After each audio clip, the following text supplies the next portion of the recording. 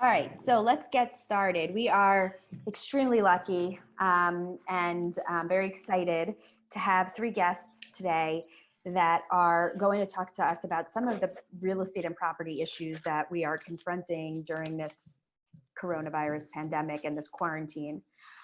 And I'm so grateful to all of them for taking time out of their busy days and joining us. And so I'm going to introduce them, and then I will turn it over to our guests. So our first speaker is going to be Jane Orlin. And Jane has more than 20 years of experience in working in tax credits and economic incentives. She is the Senior Managing Director of Business Incentives Practices at Cushman & Wakefield. And she has worked with many industries, including financial services, pharmaceuticals, telecommunications, and helping them achieve savings through getting tax incentives, grants, property tax abatements, all sorts of government funding. So we're very excited. Jane is going to talk to us about the CARES Act and some of the benefits that are available or being made available through the government stimulus legislation. And we also have Wes Rudis. Wes is an executive director in Cushman & Wakefield's Manhattan office. He has more than 25 years of commercial real estate experience. He has represented landlords and tenants, has served as a leasing agent for over 6 million square feet of office space, and very, very proud to say that Wes is also an alum of Hofstra Law School. He attended school here, and we're, very proud of his success and how far he has succeeded in his career. And then Ira Kaufman is an expert real estate attorney. He has more than 25 years of experience in all types of real estate, in leasing, purchases and sales, financing, development. He was an attorney at several large law firms. Wilkie Farr and Gallagher is one of them. And at another firm, K&L Gates, he was the single attorney that was responsible for negotiating New York's commercial lease deals and financing. And in 2009, he started his own firm, and he specializes in lease negotiations and asset sales and purchases.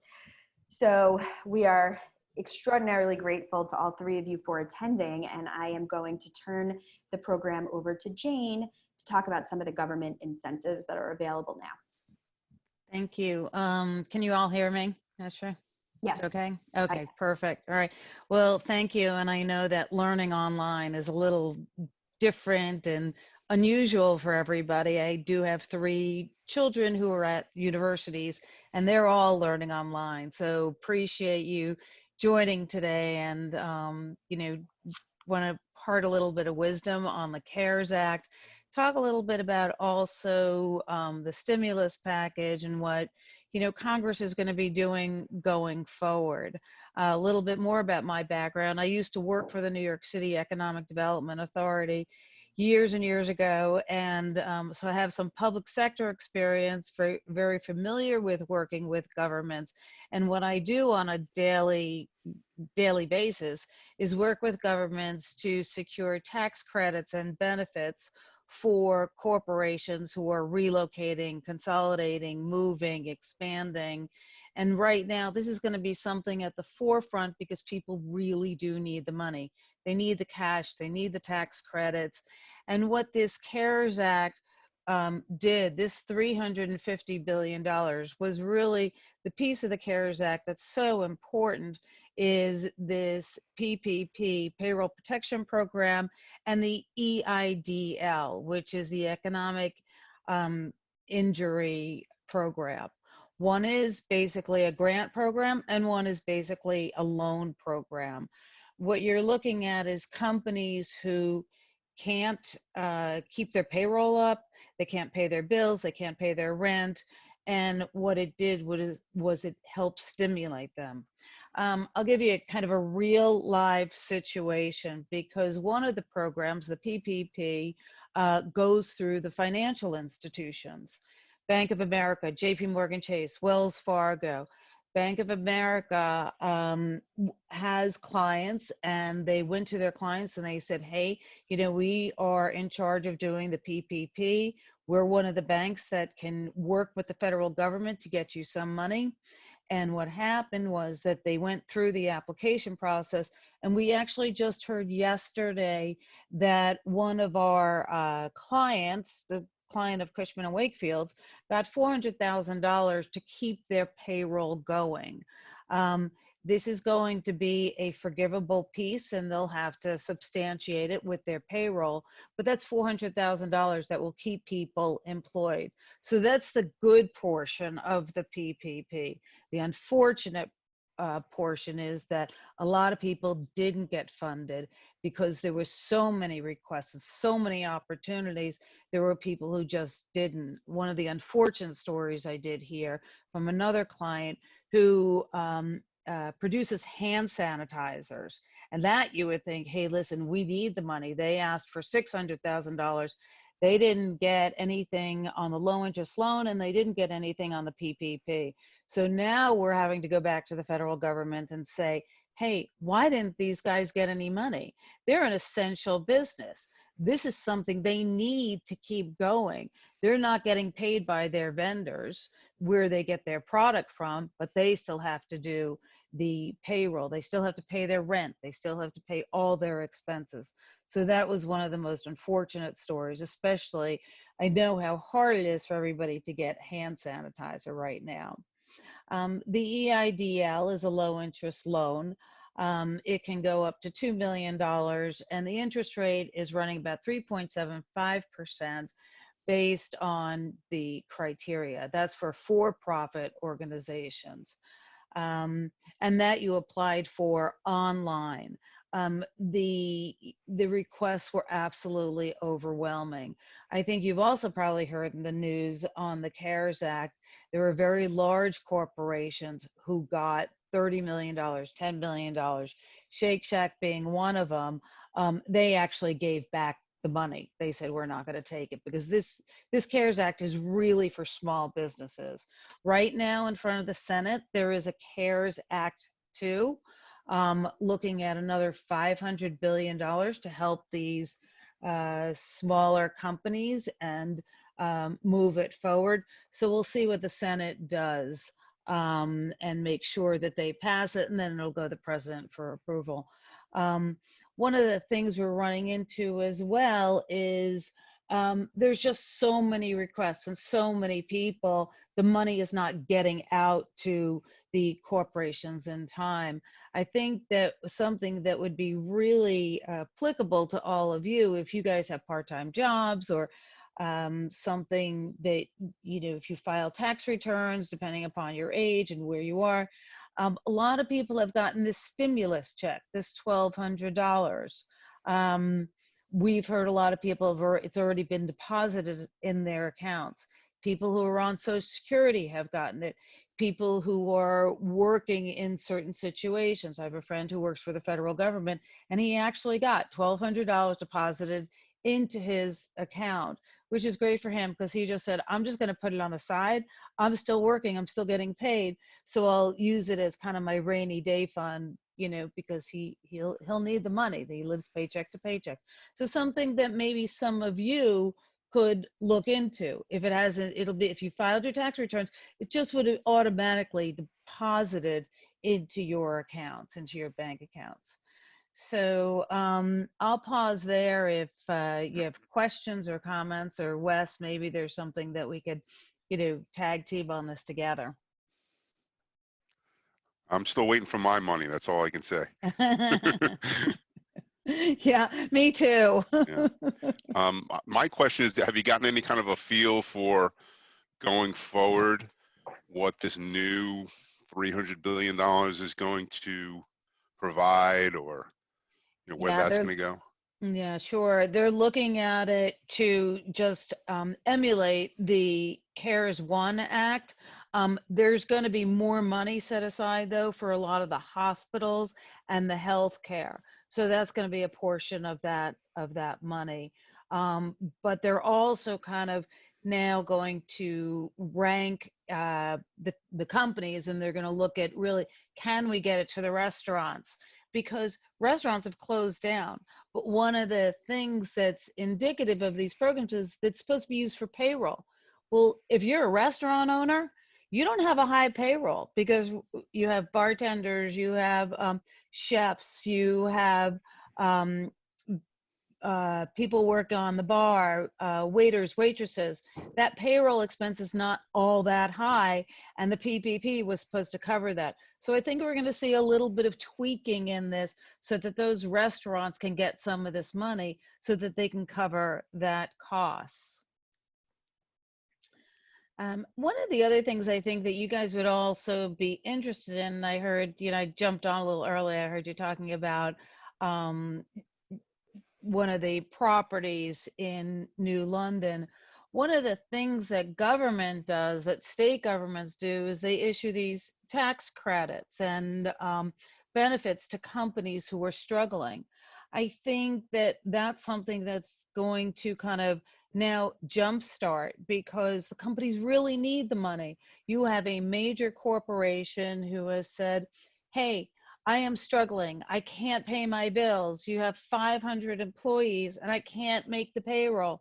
So the tax credits or cash from the state governments is going to be really important. Those are the economic incentives that are provided to companies to help them expand their businesses or pay their bills or jumpstart, what we would say, the environment. So let me take some questions from students. You can use the raise your hand function, and if you would like to speak, you should unmute yourself and you can turn your video cameras on. Aaron, do you have your hand up? Yeah, you mentioned that there was that it was designed to be used for payroll, some of these loans and cash. How was that set up? Is there specific requirements written into the loan, or is it just money and they say, yeah, you should use it for specific purposes? Yeah, no, it's actually written into the legislation. So, and it says you must use, for the payroll protection program, you must use 75% of this money for your payroll. And what you'll have to do, you'll get the money, it gets deposited in your account. It's very streamlined. And you set up a separate account. You must kind of separate the money that you have in a checking account or your bank account or whatever you have, keep it separate. And then you're going to have to produce from your payroll provider or your payroll contractors what you've paid your employees, and then they'll audit it. We've heard situations that they're saying, well, the IRS is going to come in and audit everybody. I said to the client, I said, that is never going to happen. They can't even get their act together kind of as we speak right now. So I was like, you're going to get audited the same way you would have gotten audited before. So yeah. Thank you. Maria?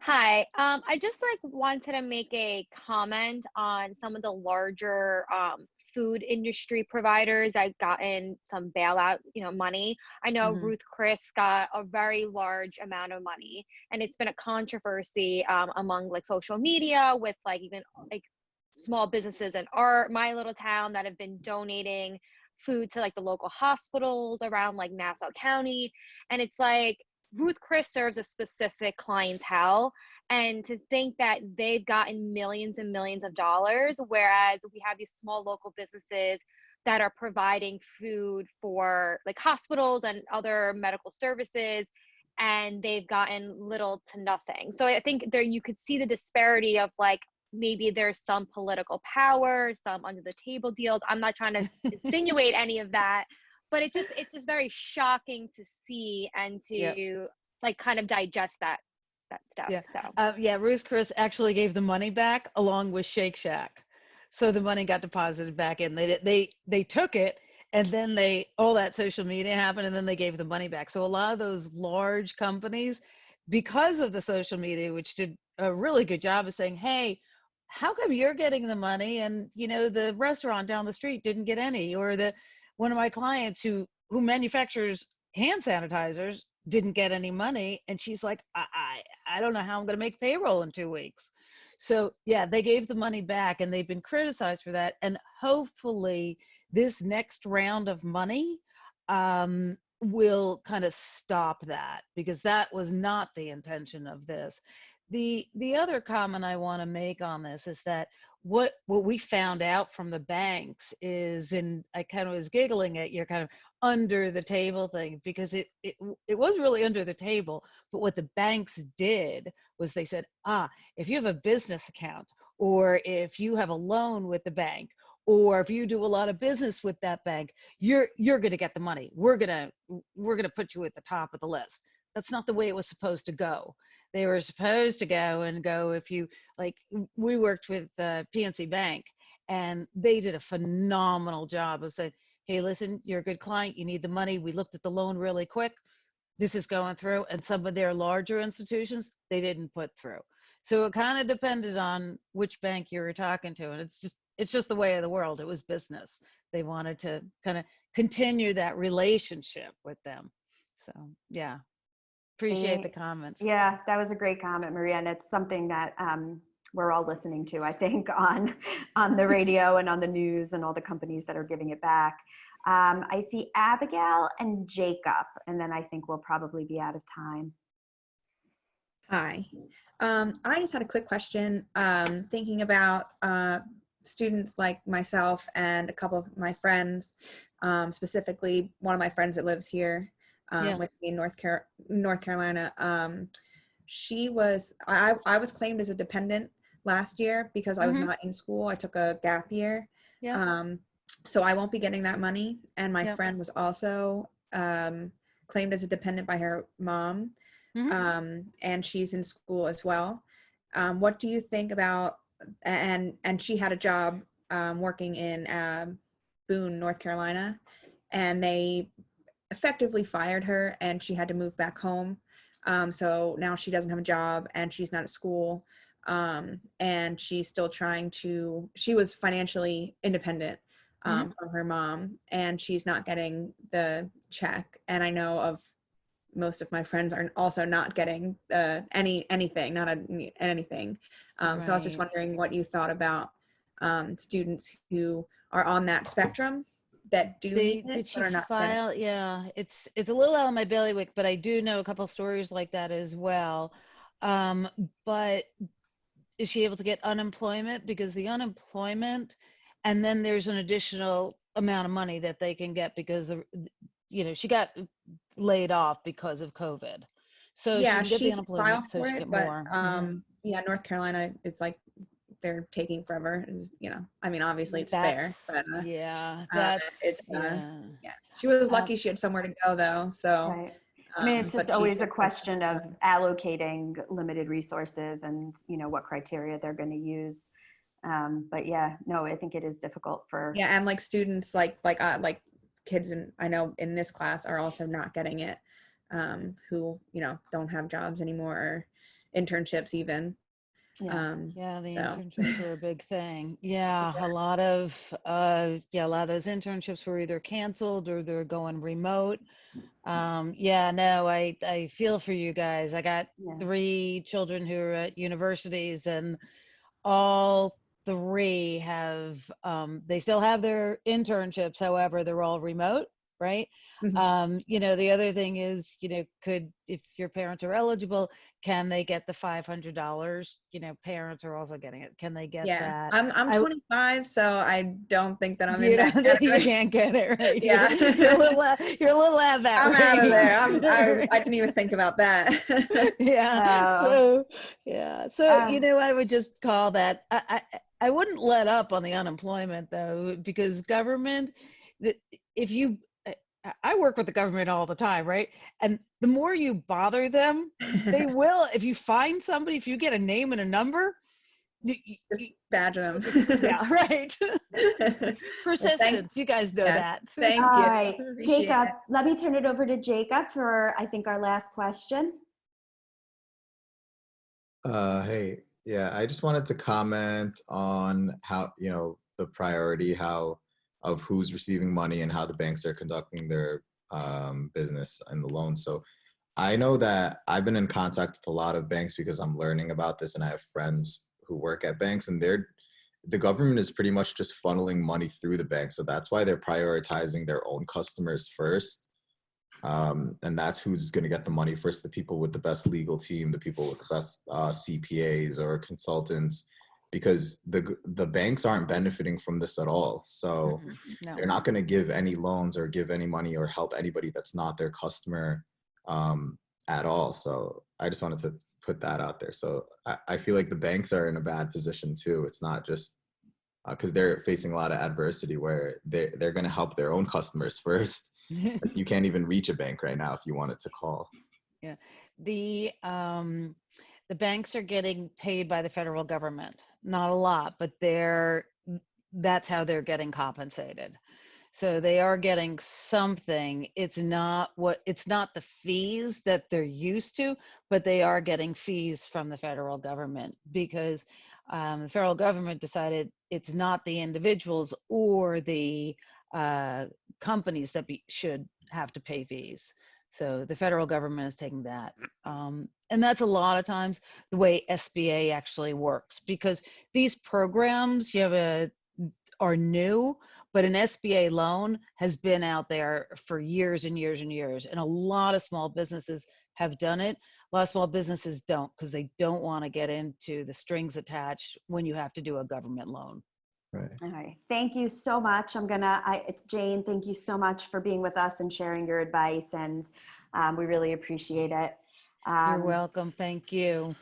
I want to turn it over to Wes and Ira to talk to us about some other issues that have come up in real estate and in leasing.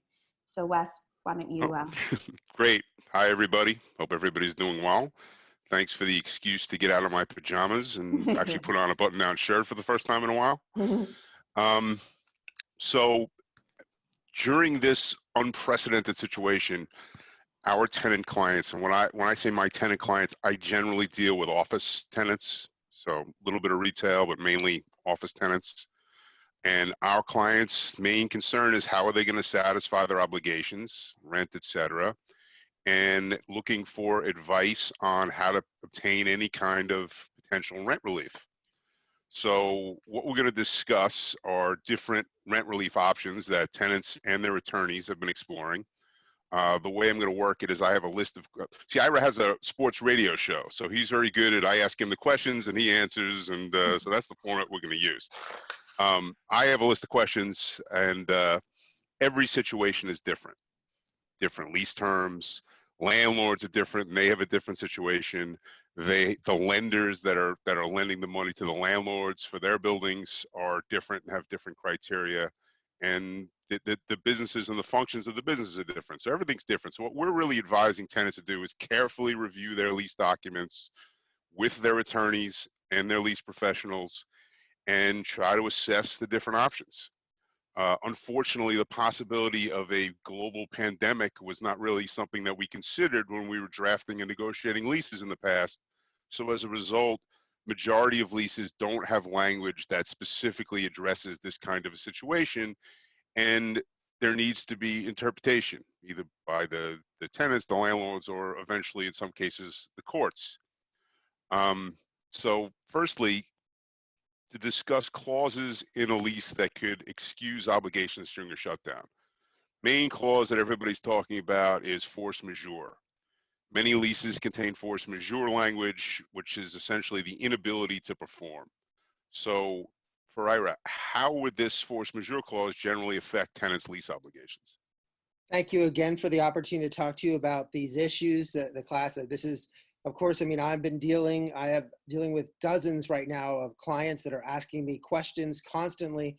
We are in contact with landlords and with the tenants, trying to figure out how they're going to make their rent and pay their rent. And of course, what Jane talked about with the CARES Act and how that money goes in play. And I mean, just a minute before I got on this call, I'm talking to a very famous bar and restaurant in New York that is probably going to close. I'm certainly disclosing names and stuff, but we can't work out a deal with the landlord. We've tried every other option. And so this is a really serious of course, extremely, of course, we're very concerned about everyone who's suffering from the terrible disease, but also from a real estate perspective and from businesses, this is what we're dealing with. And a lot of this is what Wes said is a law school question, because the leases themselves, and you get them apartment leases all the time, have all this language and all this clauses, but nobody addresses pandemic. So it's almost like if someone was giving a law school question and asked, what would happen if a global pandemic came and the government shut down and you can't do this, or you could run some of your business or not run other business or run part of a business. And that's like, what's a law school question?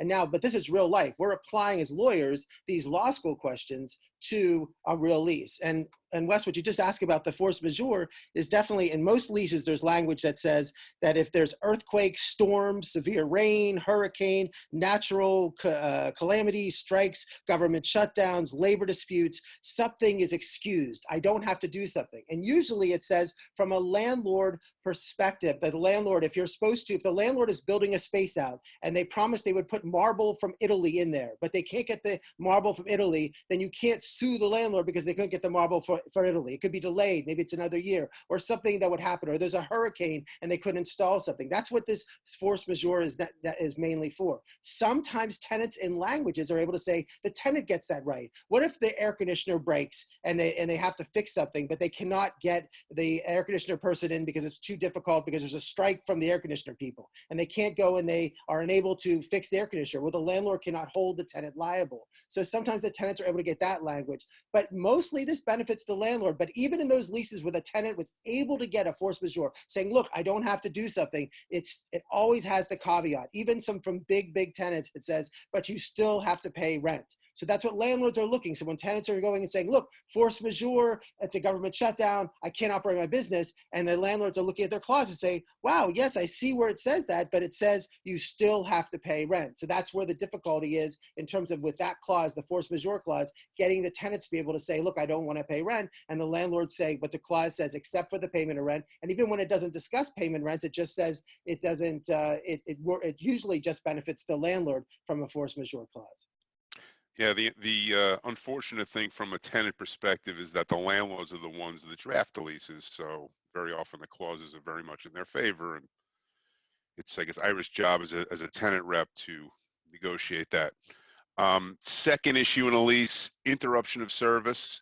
Many leases have interruption of service clauses, which basically means if services are interrupted for a period of time, the elevators aren't working, et cetera, the tenant is entitled to a rent credit for that period of time.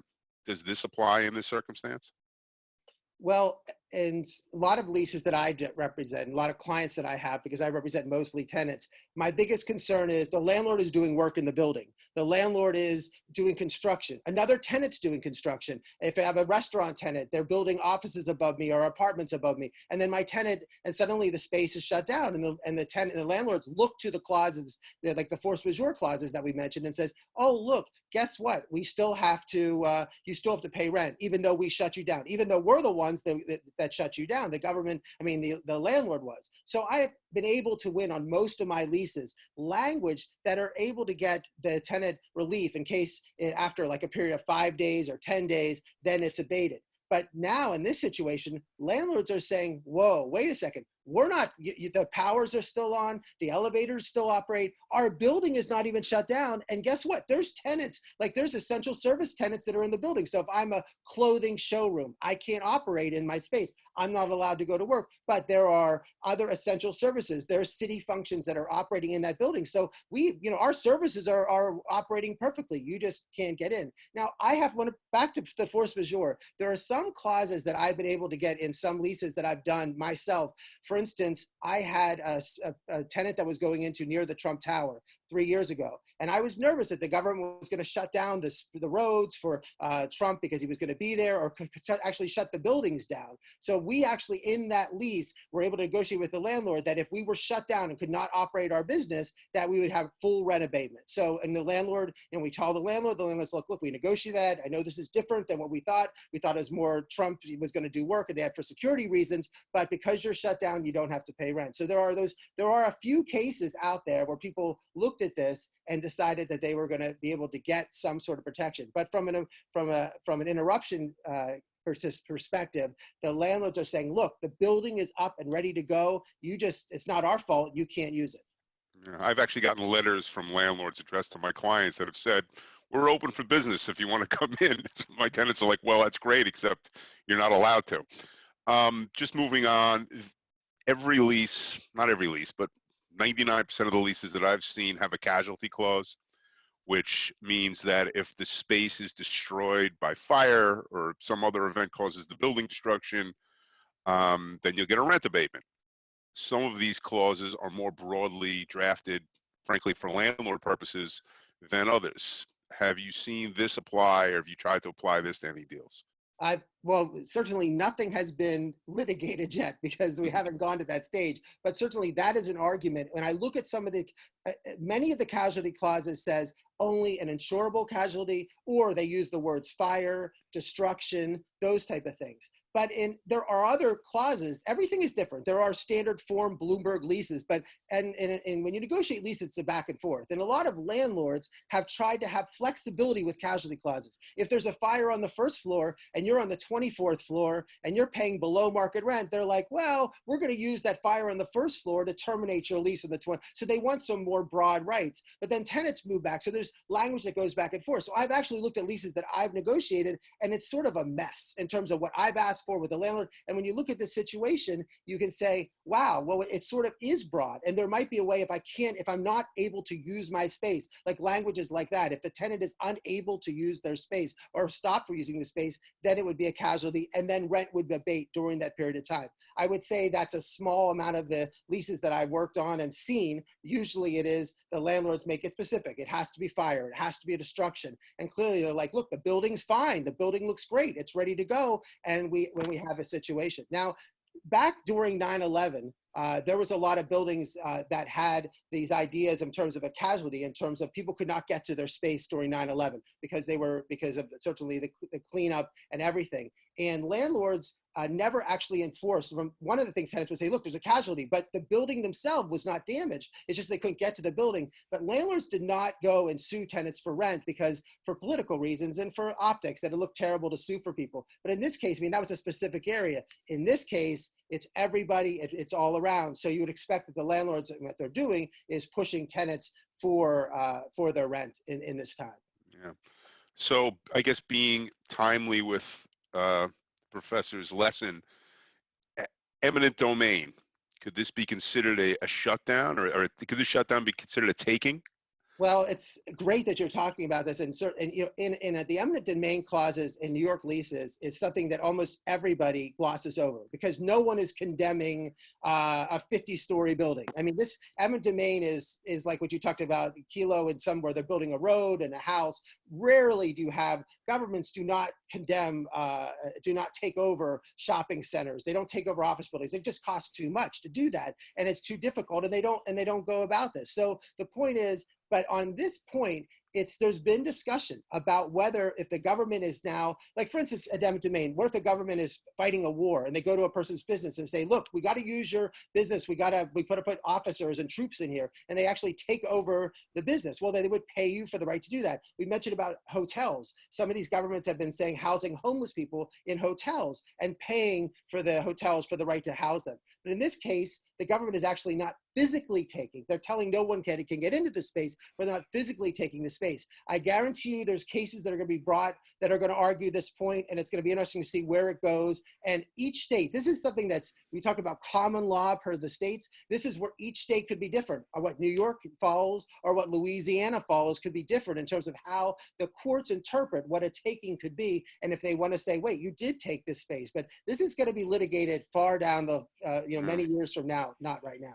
Well, just thinking about it, so they enacted this Defense Production Act, which means not really necessarily in New York, but there are going to be some businesses that essentially have to change from, I don't make cars anymore, I make surgical, ventilators or masks, and that's not a profitable business for me. So there could be an argument that there's an eminent domain issue there, but I don't know, that'll get worked out, I guess, at some point in the courts.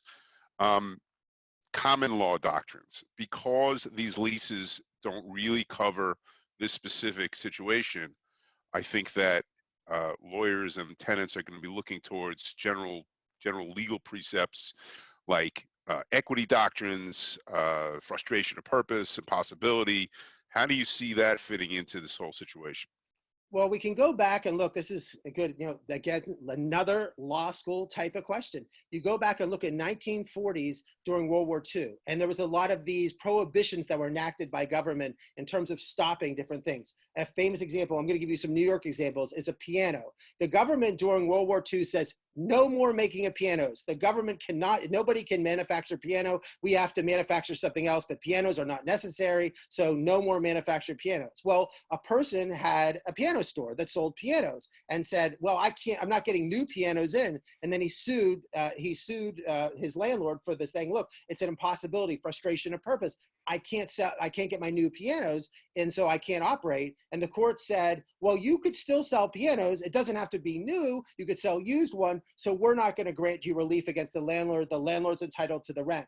But then there's another case of passenger cars. So the government during World War II, some of the state governments, and I think it was the national government also eventually did that, said you cannot sell automobiles. They did not want any, because we weren't making cars, we're making tanks and jeeps and things for war. We weren't making cars. So they said no more sales of cars, not at all, no more sales of cars. Well, then a car lot tried to say, well, look, I shouldn't have to pay my rent. I'm selling cars. I can't sell cars. There's no cars being made. I can't sell used cars even. I'm shut down. And the court agreed with them. The court agreed with the tenant saying, look, you can't, your lease says that you're allowed to, you're paying $500 a month, but you can't to sell cars. You can't sell cars. So then your rent is abated. The word abatement means you're excused, you're forgiven. You don't have to pay that rent for that period of time. So these are things that I'm bringing up to landlords saying, look, a frustration of purpose. I can't operate my business. The way we did this lease was we're supposed to do a certain deal, and now I can't do what I'm supposed to be able to do with this. An example would be, there was some discussion because in LA, when they started doing, in terms of marijuana sales, a lot of landlords I saw in leases that I was getting. Now, I wasn't doing any marijuana leasing for myself in terms of representing clients, but I saw it in leases where they said that if the government comes in and says you cannot do marijuana leasing, you're still obligated to pay rent. So actually landlords were looking prospectively saying, but it didn't cover the fact is, what if we can't sell anything? What if I can't sell any retail products? That you're finding out whether the tenant is still responsible to pay rent. So the ramifications of not meeting your obligations, that's really the big question with a lot of tenants. Should I be meeting my obligations? And what happens in the event of a default? Could a failure to meet some obligation, like make a rent payment because of lost revenue, because of the shutdown, can that trigger landlord termination rights in the lease?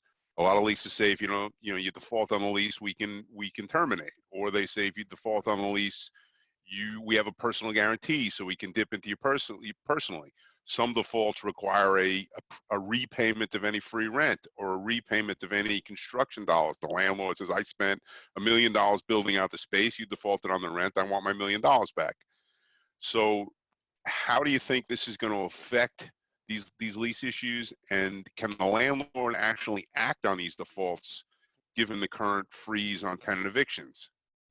Well, we're speaking mainly on commercial tenants. There's a difference between commercial and residential at this point. But because in residential, the judges have a lot more leeway and flexibility, even in the past before the pandemic. So I'm focusing right now on the commercial side. Yes, if you default, if you're a tenant and you default on rent and you can't make your rent payment, the landlords are allowed to send you notices. The landlords are allowed to go to the court and do all these things. Now, in New York and in Los Angeles and states around the country, there are some now protections. For New York, it's up till middle of June. The landlord can't do anything. They can't send you a default notice. They can't do anything. But after June, all bets are off. Now in Los Angeles, it's 3 months after the shutdown is lifted that you're given time to pay. But eventually none of these provisions. Now in New York, they're talking about giving abatement. But right now, no, this just is deferral rent. It's like in June, when it comes to be, you have to come up with 3 months of rent, which is going to be very difficult for a lot of people. But as Wes said, that a default can trigger so many different things. So many of these tenants sign it with a corporation, but then they give a personal guarantee. Well, if you default as a corporation, then you're liable as your personal guarantee. That would be the case. And as he mentioned about free rent, there's a thing that I mean, if you go into a restaurant or you go as an office space, you get your first few months of free. Well, suddenly in default, it's like, well, no, now that you're default, you have to pay that back. In some cases, default provisions are written that they get to accelerate the rent. Like if I'm going to have to throw a tenant out, then the rent is all accelerated. So if you're in the second year of a 10-year lease, you suddenly now owe the other 8 years of the lease discounted to present value. So that's why as a tenant, they're very nervous about this. They don't want to have this against them. They don't want to have a default that a landlord could go out. Now, practically, it's going to be difficult because if every landlord was going to sue every tenant that wasn't paying their rent right now, even after their courts cannot handle that at all. There's just a few landlord-tenant judges in New York. So the idea is that is going to be a long and involved process, and landlords themselves are going to have to think, well, how much are they going to go against? And if these tenants are bankrupt, you're not going to sue a bankrupt tenant and waste all the money in lawyer fees if there's no tenants that's there. But you're right. But that's why, it's from a tenant perspective, I have tenants that they've been in leases for 25 years. They've never missed a rent payment. They've never missed anything. They're the best tenants in the world, and now they can't pay their rent. You know, the problem is the company might be bankrupt, but when they have personal guarantees, they can go after their house. Just moving on, lease events that are impacted by the shutdown, meaning critical dates, commencement dates. If a tenant's, for instance, a tenant's building out his space, or the landlord is building out space for the tenant is supposed to move in, which I have a customer supposed to move in June 1st. Because of the shutdown, either the work stops or something happens where that tenant can't actually move into the space June 1st. Are the tenants, are they going to be held to these dates? I mean, essentially, is the rent or the free rent going to start to toll on June 1st, even though the tenant is sitting home and can't actually occupy the space? Well, these are difficult questions. And of course, this is the commencement date. I'll give you an example. I have a client that was moving into a new space, who actually had space, was taking more space on, and they had to get carpet put in the space. But it was going to be, the lease wasn't going to start until the carpet was put in.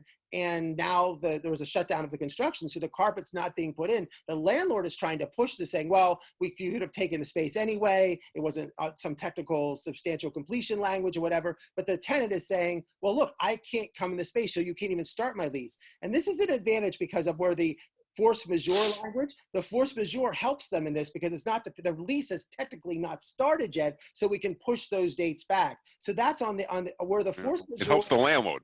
It helps the landlord. In some cases, it would help the tenant if they had the right lease. But as Wes is saying, a lot of these leases were drafted when there was no idea that you're going to be shut down and these things were going to happen. But hopefully, from a tenant perspective, like the landlords want to start these. Like the worst thing for a tenant is to have the lease started when they can't even be in the space at all. Yeah, I mean, just to get back to the force majeure, for instance, I have a tenant. They have to be in the space, I believe it's by November 1st. And we negotiated a clause that says if the space isn't ready and we can't move in by June 1st, my tenant can terminate the lease. Now, when we were negotiating it, the landlord figured he had a lot of time to build the space. But at this point, the landlord has spent $400,000 building the space out. He's actually started. He's probably still working on it up until the recent construction shutdown. If he doesn't get it ready by that date, I can theoretically walk away. However, the landlord is going to come in and say, listen, I couldn't do it because of force majeure, because of the force majeure clause, so I'm going to actually extend that termination date.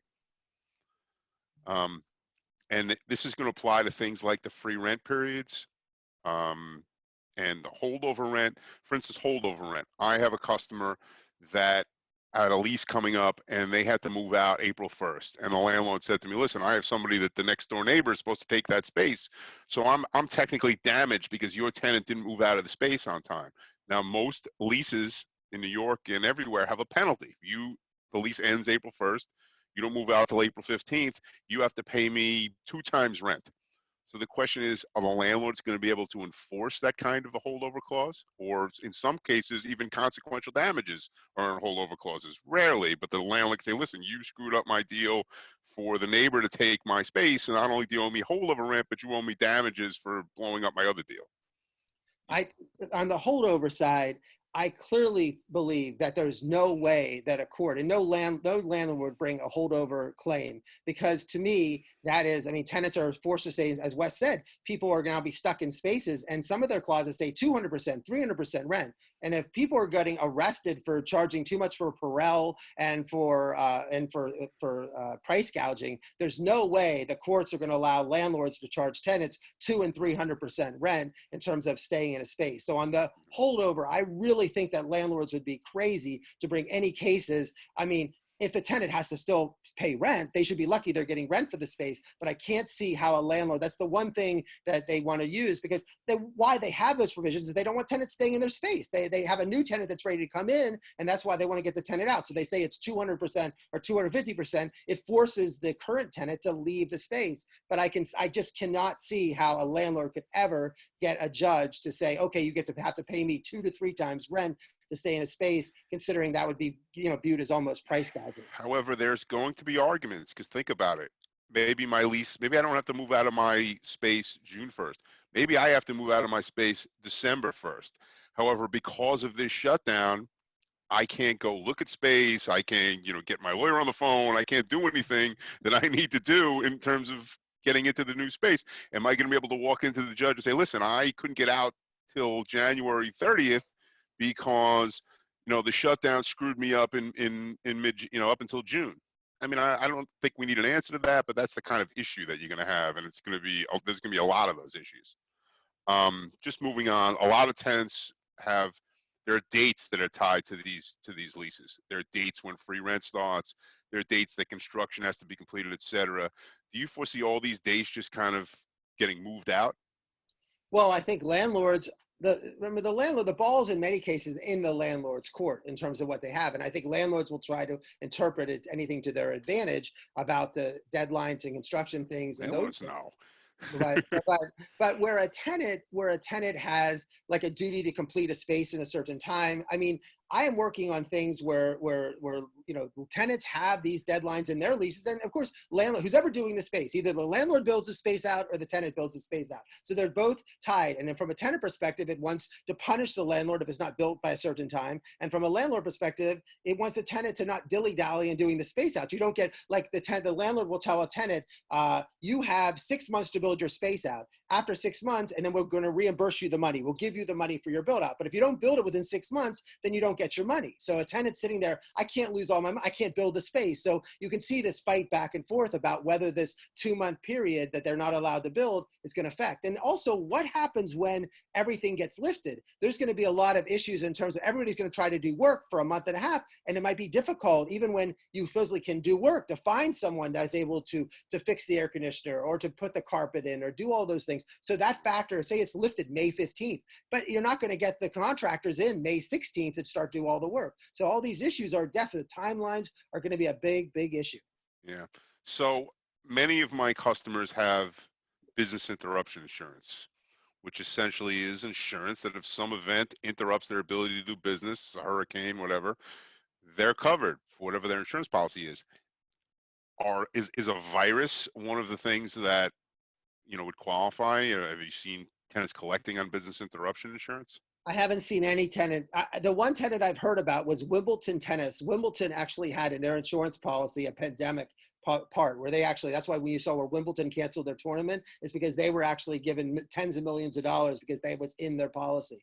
But very, very, very, and we're talking like 0.01% of the people have a virus exclusion a virus affirmative coverage in their policy. It was not given by the insurance companies. And in the end, business interruption insurance is Swiss cheese anyway. That's why I argue on the interruption language that when the landlord's doing work and it's like shut all my power off on the building and I can't operate in the building, and the landlord's like, well, if we cause any problems or you can't use your space, you just go to business interruption. So I always been talking to insurance carriers, and I know how difficult it is to get that business interruption insurance. It's really, really hard. On a pure casualty, yes, but just on a landlord doing work and I'm not in the space, or if the landlord takes half my space, that seems been very difficult. Well, in this case, It's really hard. And every tenant I know has been calling their insurance companies and say, am I covered? And the answer is no. And then I've been advising my clients, though, still put a claim in. Always, you have a right in all 50 states to put any claim you want. Now, it can't be a fraudulent claim. You can't say something was damaged that wasn't once. That's against the law. It's insurance fraud.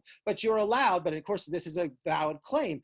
Put your claim in, because I've seen in some states, and you're hearing about negotiations, these insurance companies are a little nervous. Because just like with the cigarette industry, everybody sued the cigarette industry for years and years and years. They won every single case. Then they lost one case and the floodgates open. So what did the cigarette industry do? They negotiate with the state government saying, we're going to pay all this money in, we'll pay this money into fund, but then we want total immunity from any lawsuits. And that's what they were given. So I'm seeing prospectively what insurance companies are looking at with some of these states. Like, we will agree to pay a certain amount on the fund. The states then would then indemnify the insurance companies. So the states are actually going to use the insurance companies like a care, sort of like the bank, saying like, we're going to give money to the insurance companies to pay out business interruption claims and do it that way. But at the same time, then they will get immunity from all lawsuits. So what I'm saying is to people now is these are not going to be decided for years and years to come. But if you're in a state, maybe I haven't heard that much in New York happening, but if you're a state that actually decides to do that, you want to have your claim made, you want to have your claim in the queue to go for that. But this is something that hopefully, a lot of people, when they talked about the CARES money, they said, let's indemnify the insurance companies. This is what they do. They actually give money so for people for damages. And then it was decided to go through the banks and not the insurance companies. But there was some discussion to go through insurance and not the banks. Yeah. Let's just kind of fast forward to specific situations and success that you've had with workouts. Have you found that landlords, and by the way, I keep saying landlords, it's not that the landlords are in the wrong, the tenants are in the right. I mean, the landlords that I know, and we have a lot of clients, these guys are going through tremendous hardships and trying to work out their own situations. I mean, if you can imagine a landlord that has a building with a mortgage and all of a sudden none of your tenants are paying rent, and the bank is not saying, okay, Mr. Landlord, you're not collecting your rent, so you can just waive your payment to us this month. So a lot of landlords are in bad situations. So this is really a two-way street here. But what situations have you been successful with, or what have been the reactions? Number one, when you go to a landlord and say, listen, my business, I'm in the clothing manufacturer business and I'm not making any money and I need rent relief. And I'm not saying that there's any legal issues, but how are you going to help me? Have you gotten a positive reaction from anybody? Well, to get back, and what Wes said was crucial about the landlords in terms of, and that's what I had a problem with the CARES Act itself, in terms of the CARES Act is 2.5 times your payroll.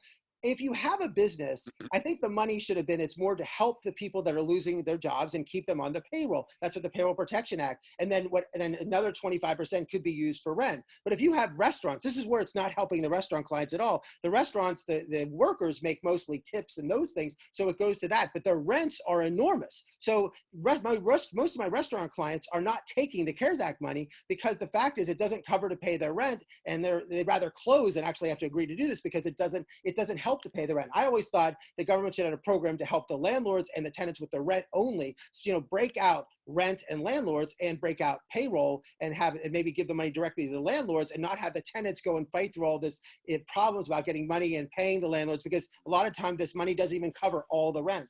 So have you seen, I mean, are landlords willing to forgive any rent, or is it a deferment, or how have you seen anybody get relief? In practical terms, in practical terms, I have had deals where I've negotiated with people already. A lot of some retail clients where we've had abatements for 2 months, where we're not going to pay 2 months of rent, but it's a 5-year lease. There's like 3 more years to go. So we add 2 months to the end of the lease, but my client will agree to pay the operating costs, which mean, if for people in law school to understand, is that if you're in a retail center, to pay for the security and the lights and everything, for a building to pay for the electric and the building and the operation of the building and the superintendent of the building and all those things. So tenants have agreed to pay the operating costs, the real estate taxes. Their share of the operating costs, just for people that are unfamiliar. You don't have to pay all of them. Not all of them, but their share of those things. So they've agreed to, and they get abatement. Now, I really advise my clients to be very careful about deferment. Deferment to me is very difficult because if you're saying, look, I'm going to defer the rent till July, and then you pay 3-4 months of rent, there's not going to be enough business coming in. If you had a restaurant, you know that there's going to be social distancing rules. If you have even any other type of business, your business is going to not ramp up to what it was in February immediately in June and July. So the question is, how long do I defer? Some leases, I can spread it out over 3-4 years, but what if my lease only has 2 more years to go or a year and a half to go? Deferment doesn't really help at that at all. I mean, just from my own experience, you know, landlords will defer the rent. Landlords want to work with you. I mean, most landlords aren't necessarily your adversary in this relationship. They'll work with you. They'll defer rent. I've seen them use security deposit. Okay, you have 6 months security in an office lease. I'll let you burn that down to 3 months and take that 3-month security and put it into lease payment. There are ways to work it out. I mean, one of the best ways is, as Ira just said, is, okay, I won't pay you for 2 months, but I'll add 2 months to my lease. But a lot of that depends on when your lease is up. If your lease is up next January, then we're willing to do it. If your lease is up 10 years from January, landlord's not so willing to defer that until, 10 years from January. One more question regarding this. Right, and actually, again, I hate to interrupt, but I do want to make sure we save some time for questions from the students. So do you want to ask this last one, and then I want to kind of open it up and give them an opportunity. Oh, okay. I was just going to say, well, if I'm going to ask one last question, do you see any future legislation that's going to offer any specific relief coming down the pike from the government in terms of directly to tenants? Well, there's legislation in every state that people are proposing now. In New York, there is that push that the state Senate is doing about a pure abatement. Now, that's for residential. It's a question that's going to be commercial also, but they're trying to say for a period of time that there will be pure abatement, and then somehow helping the landlords and fund them. The state would help fund the landlords for the loss they would have for that. But yeah, there is a whole discussion about, and even now in this current legislation, if you don't pay your money for 3 months, it doesn't go on your credit. It doesn't get hurt for your credit. And we discussed earlier the difference between residential and commercial leases. Commercial leases are 5, 10, 25, 30 years. Most residential leases are just a year long. So it's really hard to, quote, defer your rent when you have 2 or 3. I mean, if you're in school, your leases could be up in May. So how are you going to defer rent when you're not even paying? You're not even going to be in the space anymore. Yeah. All right, so let me open it up. And, if you have a question or you want to make a comment, raise your hand. And maybe I'll give the students a couple, and if you do want to raise your hand, just unmute yourself and turn your video back on. So Donna Marie. Hi, thank you for your time today. And I just wanted to say, like, for example, hair salons, because I am a hairdresser and we're not allowed to work, but we have a lease and we collectively lease. So they're separate leases. But I mean, as far as deferment, as long as this goes, we've been closed since March. It's not our choice. So to come back to work and be hit with the 3 months or whatever it is pretty much the end of the business, in that respect, because we're never going to be able to pay that. So then they can just put somebody else in and we have no place to work. And understanding too that they have property taxes to pay on the building while all of this is going. And I haven't heard anybody say anything about not paying property taxes, whether it's a business or personal. I don't know what your thoughts were on that. Well, I represent a number of hair salons, and it is a serious problem. I mean, some of these other businesses are able to operate while they're in a shutdown. They cannot.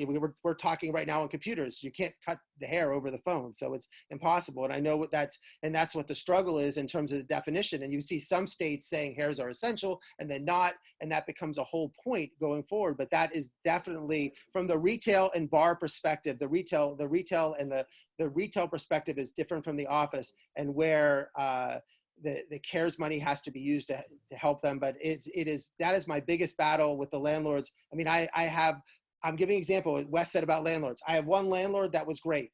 2 months to abatement. Don't have to pay rent for 2 months. We want you to be in there. And then I have another client. The landlord is doing no deal whatsoever. Where's my rent? I'm going to go after you. All that. So every landlord. That's going to be us. That's the problem, and that's the difficulty. I mean, because tough situation.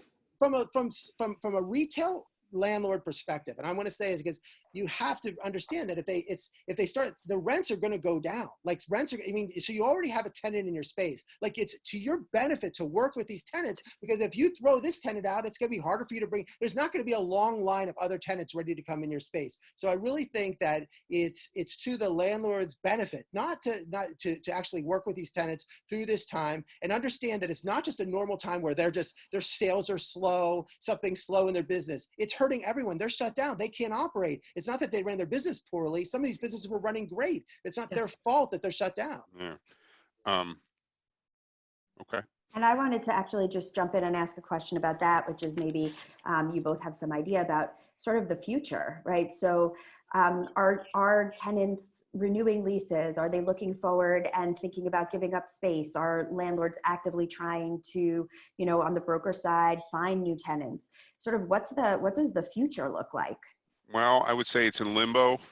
One of the problems that I have just in my own business is that we're not actually allowed to go out and prospect for new clients. I represent landlords, and it's actually illegal now to make prospecting calls. So that's an issue.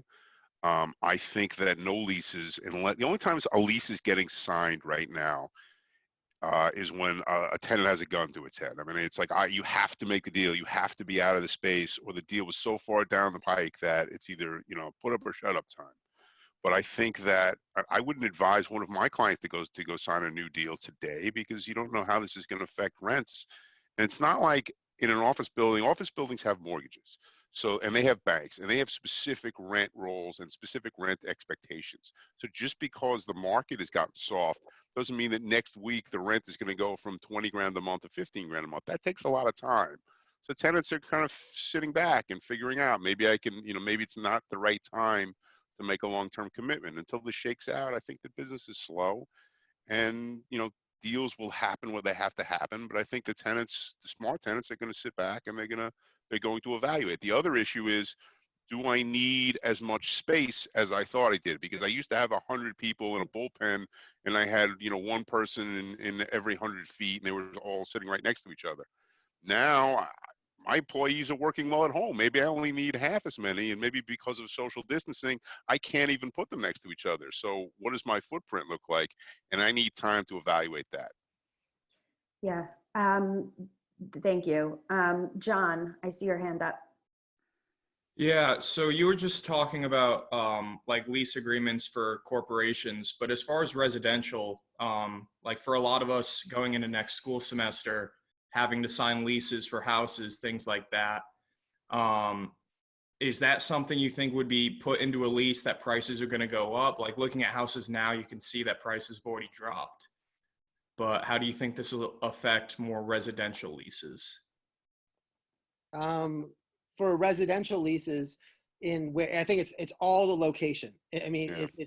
I think that if you're asking my business perspective about New York, I definitely think New York rents in the city are going to go down. But you see house leasing, like I'm working right now from Florida, and I know that prices are going up here. People are going from Florida down here and paying more money for houses and more money for apartments and those things. So the point is, it just depends, I think, location, where it's going to go, and how it's truly where the location is, and you're going to see a change. I do not think New York prices in the city of Manhattan are going to a significant drop in both condominiums, co-ops, rents, everything is going to drop.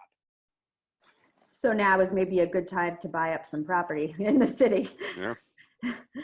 Actually, do you see any opportunities right now for real estate investors or developers that, there is such a uncertainty? I mean, uncertainty is never great for investors, but in any bad market, in any bad market or any declining market, I don't want to call this a bad market yet, cash is king. So if you have funds or landlords that are very liquid, there are going to be opportunities, and the smart investor capitalizes on these opportunities. And I have, sat in on webinars and had discussions with our capital markets people, and there's a lot of cash on the sidelines that are waiting for prices to drop, especially in New York, so that they can, have opportunities. And I think that, deals will happen, and there will be, good deals to make. I expect, what I would expect in terms of residential side is houses. I think that houses are, and if you're talking about New York, there are areas outside New York that maybe say in Pennsylvania, I'm talking about like Allentown, where people might feel like they want to be near New York, where like you're an hour drive, hour and a half drive, but you don't have to go to New York every day for your work. You want to be close, but you can get a bigger house. Some of these properties are very undervalued. They're in smaller towns, America, whatever, but you're still close enough to New York. I think people will want to have a house where they have a yard and they can walk around in case there's a shutdown again. The benefit would be to have that, and they can work now, they can learn to work remotely than actually be in an apartment in the city. So I can see some opportunities if someone says, oh, my friend has a house in somewhere in the middle of nowhere that you thought is middle of nowhere, but actually that house could have some value. I expect prices of those properties to go up. That's great. Okay, are there other, Aaron? More on the business side. Sorry, Oh, Aaron, I was about to say, you could turn your video on. More on the business side, you mentioned the social distancing changes and requirements. Is there something that will happen to leases for, say, restaurants where capacities have drastically reduced based on the social distancing? Well, that's the big problem. And that's why all the restaurants are, I mean, that's why I am not confident at all about New York restaurants and bars. I mean, if you look at New York bars, everything is an Irish bar, and they have maybe a capacity of, if you look at the fire capacity, it's 100. I mean, I used to own a restaurant in the Hamptons, a restaurant and bar in the Hamptons. So I know sort of really about this issue. But the point is that the capacity was a fire capacity, but it was rarely ever enforced. I mean, you've never had fire people walk around and say you have too many people, because any bar you go into, if it's dead, that means it's not busy and you wouldn't be in the first place. You go into these bars, they're pushing and shoving, everyone's close. That's what makes the great bars. Well, now with the social distancing rules, people don't want to go to a crowded bar, one, but also you're going to see more restrictions of these bars. People will be checking in and you'll get pictures saying, oh, look, there's too many people in that bar. So maybe a bar could have like 100 people in. Now they can only have 50, and they're never going to make enough money. It doesn't make, and also bars only make their money during a certain period of time. There's a few hours. They're not busy at 2 p.m. on a Tuesday. They're not making any money. So that's why you're going to see so many bars and restaurants closing. They just can't, even if they got the CARES money, even if they got the loans, they can't see how they can make their dollars work, because they really need, it's that Friday night and the Saturday night from 9 o'clock till 1 a.m. That's where they get all their money, and they need to have as many people as possible, as many people crowded spending drinks and on drinks. They can't do that. It's just they're throwing their hands up. That's why they're giving up their spaces. Do you think that landlords will restructure the leases and bring rent down to try and meet that obviously changed revenue model? Well, I've seen it. I mean, I've had landlords, well, I'll give you an example. I have a space where the landlord actually agreed to cut the rent in half. So they're paying one number. The landlord has agreed to cut the rent in half for another 3 more leases, 3 more years. And my client said no. They wouldn't even, they were going to abate 2 months because they're under their model. And they showed me these facts and figures and how it was broken down under where they think the social distancing rules will be. They still can't make money, even with rent cut in half for a bar and restaurant. So, I mean, you're going to see landlords, eventually landlords are going to say, wow, maybe it's better us to have a med RX place or a healthcare place on the ground floor. You're just going to see restaurants and bars disappear because the models don't work for them to make money in that space. And if a landlord has another use that they can get money for, they're going to turn to that other use rather than just give it away to nothing for a bar or restaurant. Thank you. Thank you. Yes. Ben, I see your hand. Hi, I have a question. Just looking onto the horizon of certain businesses that are seasonal. You know, we talked a lot about bars and restaurants that are open, you know, 24/7. I mean, all year round. However, now the summer's approaching, and a lot of places, you know, the Shore, the Hamptons, Montauk, stuff like that, that operate, you know, seasonally, and you know, really only make their profits and revenue during a shortened window. What do you see happening in terms of just issues that may present itself in terms of relief that these people may be seeking that only operate, you know, maybe 3 or 4 months out of the year? Well, they're going to struggle more than anyone, because as anyone who goes out to the Hamptons knows, it's impossible even now to get dinner reservations, and it's impossible to, you know, the bars are packed and there's lines out of everything. There's not, because in the shore areas, there's not as many standalone restaurants. So, I mean, I owned a temporary pop-up restaurant. I did that for 3 years. Thankfully, I don't own it now. But the point is that I feel that, yeah, they're going to really struggle. You're going to see pop-ups that don't open at all. And the restaurants you're going to see one thing is that what's going to happen is if you go to the shore areas, it's going to be impossible to get to a restaurant because the restaurants are going to reduce their sizes, the size of the footprint. There's going to be less tables and you'll have maybe half as many tables. Well, if there's going to be fewer restaurants and then fewer tables and the people are going to be there, you'll never get a reservation at any of these places because it'll just be impossible to get in there. And they're not going to let people stand in line outside waiting. There's restaurants that say, first come, first serve, come to line. They're not going to, restaurants are not going to want people standing social distancing in lines. They're all going to go back to a reservation model and actually probably make you pay for your reservation ahead of time. It's going to be the shore businesses are going to suffer terribly. Yeah, thank you.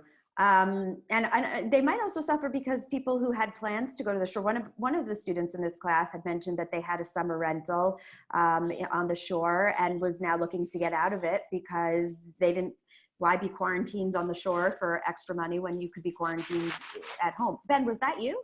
Yeah, that was It was you. We have a shore house that me and my buddies got, and we were already talking with the landlord about ways that we could possibly get out of it or, work on a way we could prorate the rent, meaning, if the beaches and bars are closed, until like June 5th, we'll prorate out that rent that you don't have to pay to them. But it's difficult because she doesn't seem too lenient at the time. And she's probably getting inquiries from a lot of people who have summer rentals and want to know what relief they could possibly get, if they really can't use their property. Yeah, well, she's paying her mortgage based on your 3-month rental. Right. It's a trickle. Everybody's impacted. I want to know what's going to happen with the summer camps that only have, 2 months to make money. Yeah. So just as a personal note, so my 3 children go to summer camps. Number one, they still have not announced whether they're closing or not. Although I think most of us, even if they're not closing, I'm not sure that I would be comfortable sending my kids away for 2 months to a summer camp right now. But we've gotten letters from the camp saying, we don't know what we'll do financially. I mean, hinting at maybe we will give back your deposit, maybe we won't give back your deposit because they themselves are going to get shut down, and people whose entire livelihood depends on, like you said, this 3-month camp season, are they going to be able to weather the storm? So I think we have time for one last question. John? Yeah, so this is actually going back to both Aaron and Ben's comments. When looking at commercial leases in places like the shore, a lot of seasonal work. I used to live down in Florida, and what was really popular by us was the rent was based off the percentage of revenue that the restaurants or bars were making.